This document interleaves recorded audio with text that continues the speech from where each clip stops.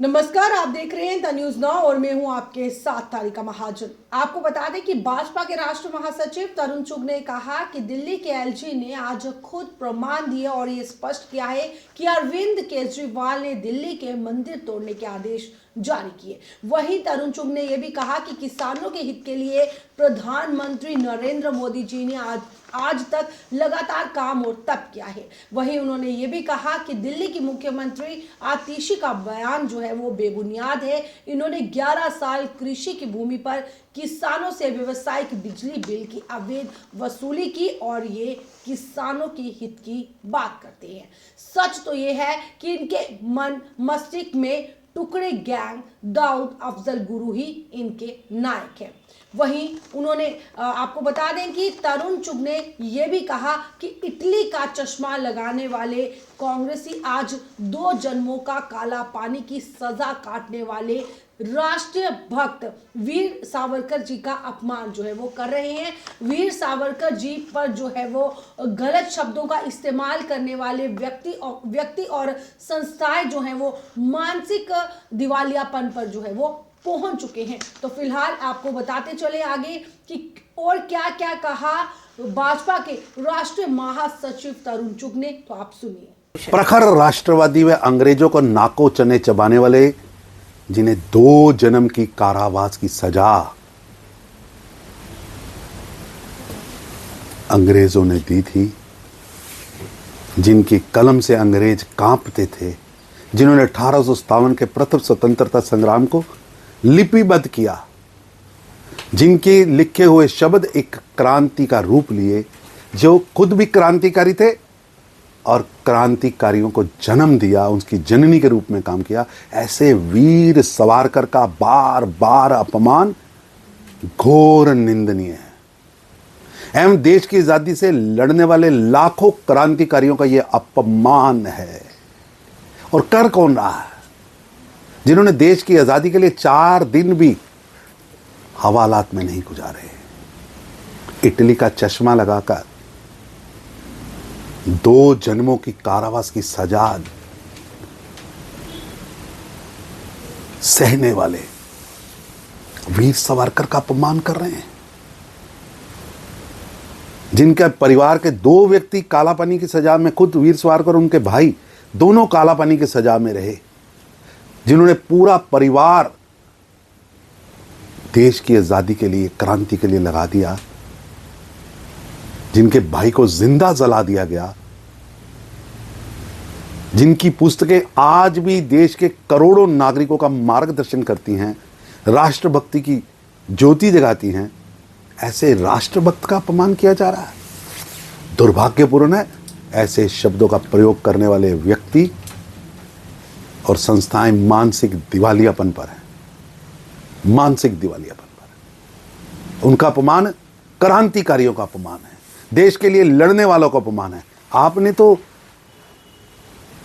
नेहरू जी, इंदिरा जी, राजीव जी के नाम पे ही सभी संस्थान बना दिए, यानी देश की आजादी में इन तीनों का ही काम है, बाकी किसी ने देश की आजादी में कुछ किया ही नहीं। प्रधानमंत्री द्वारा पूज्य प्रातः स्मरणीय वीर सावरकर के नाम पर शिक्षण संस्थान का नाम रखना स्वागत योग्य है। जो काम 70 साल पहले होना चाहिए था, वो काम मोदी जी ने शुरू किया है और लगातार, चाहे वो 2014 के बाद अंडमान निकोबार के पोर्ट ब्लेयर के एयरपोर्ट का नाम सावरकर जी के नाम पर रखना हो, या वहाँ उनको सम्मान देने की बात हो, वहाँ शिलापट लगाने की बात हो, प्रधानमंत्री मोदी जी ने करके दिखाया है। और 1857 के स्वतंत्रता संग्राम को प्रथम स्वतंत्रता संग्राम लिखने वाले उस साहसी पूज्य वीर सावरकर का अपमान देश नहीं सहेगा। श्री मनमोहन सिंह जी प्रधानमंत्री रहे, उस स्वर्गीय महान आत्मा को आप अपमान करते रहे। 10 साल सुपर पीएम के नाते सोनिया जी सरकार चलाती थी, प्रधानमंत्री का पद छोटा था और 10 जनपद बड़ा था। एज ए इंडिविजुअल और एज ए प्राइम मिनिस्टर बार बार अपमान किया गया और आज आप उस पर राजनीतिक रोटियां सेकने का काम कर रहे हैं।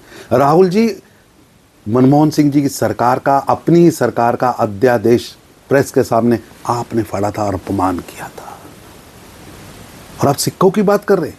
सिक्कों के गलों में टायर डालकर 1984 में दिन दहाड़े दिल्ली में मौत का तांडव कांग्रेस के नेताओं ने किया।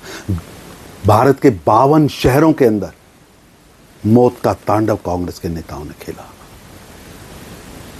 जिंदा सिक्कों को मारा गया, गलों में टायर डाल दिए गए, हत्याएं की गई, नरसंहार हुआ, गुरुद्वारे जला दिए गए, शिक्षण संस्थान जला दिए गए। आज सिख विधवा कॉलोनी है। ये विधवाएं वो विधवाएं हैं जो आपकी पार्टी के नेताओं ने, जिनके पतियों को, पुत्रों को, बेटों को, भाइयों को जिंदा जला दिया था,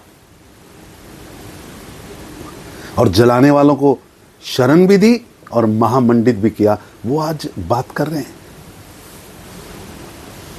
वीर सावरकर का अपमान देश नहीं सहेगा, और मनमोहन सिंह जी पर राजनीतिक रोटियां सेकना बंद करें। किसानों के हित में प्रधानमंत्री मोदी जी ने 2014-26 में से लेकर आज तक लगातार काम भी किया है, तप भी किया है, नीतिगत फैसले भी किए हैं। लगभग 10-20 हजार करोड़ का बजट होता था कृषि मंत्रालय का, आज वो 1,50,000 करोड़ का बजट कृषि मंत्रालय का मोदी सरकार ने पहुंचाया है। आज किसानों के पास किसान सम्मान निधि का पैसा सीधा उनके बैंक अकाउंट में पहुंच रहा है, फसलों का पैसा सीधा बैंक अकाउंट में पहुंच रहा है।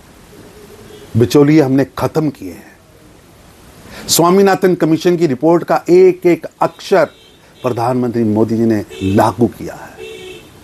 आतिशी का बयान हास्यास्पद है, बेवजह है, जवाब नहीं बन पा रहा कि आप 11 साल किसानों से 11 साल कृषि की भूमि पर बिजली का रेट कमर्शियल का लेते रहे। आप गरीबों की, किसानों की नीतियों को रोक के बैठे रहे, और अब खुद किसान हित की बात करते हैं और तुलना दाऊद से करते। आपके मन मस्तिष्क में जो जिहादी सोच है, टुकड़े टुकड़े गैंग की सोच है, उसमें दाऊद, अफजल गुरु नायक ही दिखते हैं, नायक दिखते हैं। बाटला कांड में आतंकवादी मरता है तो आपकी आंखों में आंसू आता है। टुकड़े टुकड़े गैंग, भारत तेरे टुकड़े होंगे इंशाल्लाह, उसके लिए झोली निकालकर केजरीवाल वोट मांगते हैं।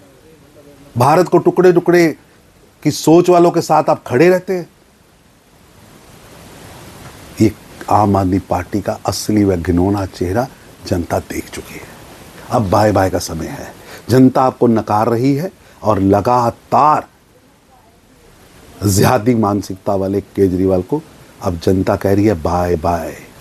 कि केजरीवाल साहब 11 साल जिहादी मानसिकता की शरण में बैठकर मंदिर तोड़ने के आदेश जारी करते थे। हार के डर से आज आपको पुजारी व ग्रंथी याद आए। 11 साल दिल्ली की सरकार के खजाने से पैसा मंदिरों और मस्जिदों की बजाय इमामों को जा रहा था। अब हार का डर सताया तो मंदिर व गुरुद्वारे याद आए।